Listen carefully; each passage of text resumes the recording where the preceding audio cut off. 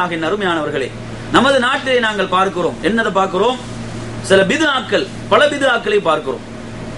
அதாவது இரவு தொழுகையை நீங்க எடுத்தீங்கன்னு சொன்னா ஒவ்வொரு 2 ரக்காத்துகள்ல சலாம் கொடுத்ததன் பிறகும் ஸலவாத்து சொல்வார்கள். அதே மாதிரி எடுத்து பாத்தீங்கன்னு சொன்னா முதல் 10 இருந்தால் அல்லாஹும்ம ரஹம்னா பிரஹ்மதிக யா அர்ஹமர் ராஹிமீன் என்ற ஒரு துஆவை சேர்த்துக் கொள்வார்கள்.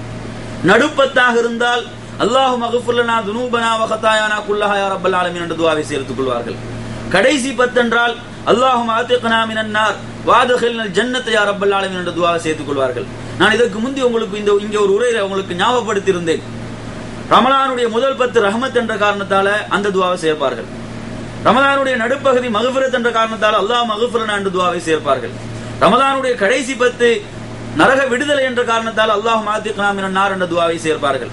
அந்த ஹதீஸ் பலவீனமானது என்று நான் குறிப்பிட்டிருந்தேன். ஆதாரப்பூர்வமான பல ஹதீஸ்களுக்கு முரண்படுகிறது என்பதையும் சொல்லியிருந்தேன்.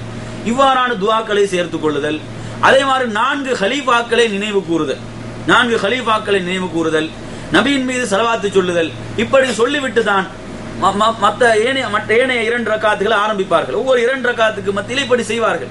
இது ஒரு பித்ஆ, தெளிவான வழிகேடு. நபியிடத்திலோ சஹாபாக்களிடத்திலோ எந்த ஒரு முன்மாதிரியும் இதற்கு கிடையாது.